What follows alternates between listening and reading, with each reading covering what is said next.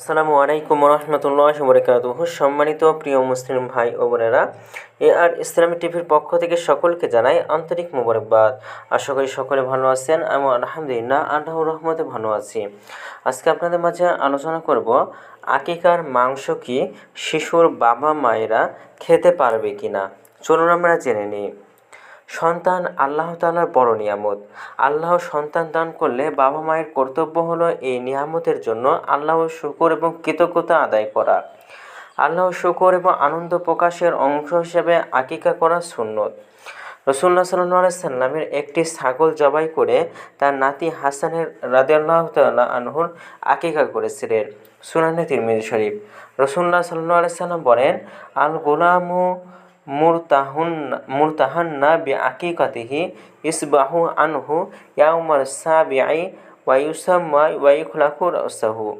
সব শিশু তার অধিকারের সাথে দায়বদ্ধ অবস্থায় থাকে। জন্মগ্রহণ করার ৭ম দিনে তার পক্ষ থেকে জবাই করতে হবে, তার নাম রাখতে হবে এবং তার মাথা মুন্ডন করে দিতে হবে। সুনানে তিরমিজি শরীফ। উম্মুল মুমিনিন হযরত আয়েশা রাদিয়াল্লাহু তাআলা আনহা বলেছেন, রাসূলুল্লাহ সাল্লাল্লাহু আলাইহি সাল্লাম পুত্র সন্তানের জন্য 2টি এবং কন্যা সন্তানের জন্য 1টি পশু আকিকা করার নির্দেশ দিয়েছেন। সুনানে তিরমিজি শরীফ। হযরত আবু হুরায়রা রাদিয়াল্লাহু তাআলা থেকে বর্ণিত, আল্লাহর রাসূল সাল্লাল্লাহু আলাইহি সাল্লাম বলেছেন, ইহুদিরা পুত্র সন্তানের আকিকা করত কিন্তু কন্যা সন্তানের আকিকা করত না।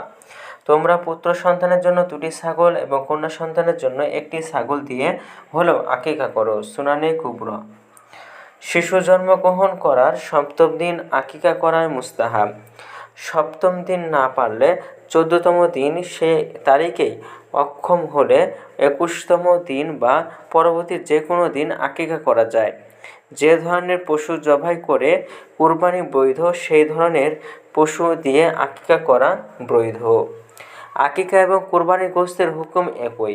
কুরবানির গোশতের মতো আকিকার গোশত শিশুর বাবা মা আত্মীয় স্বজন সহ ধনী গরিব সবাই খেতে পারবে। কিছু গোশত নিজেরাও খাওয়া এবং কিছু আত্মীয়দেরকে খাওয়ানো এবং দরিদ্রদের কিছু দান করা উত্তম হলেও আবশ্যক নয়। তো ভিডিওটি ভালো লাগলে অবশ্যই চ্যানেলটি সাবস্ক্রাইব করে পাশে থাকবেন। ধন্যবাদ সকলকে। আসসালামু আলাইকুম ওয়া রাহমাতুল্লাহি ওয়া বারাকাতুহু।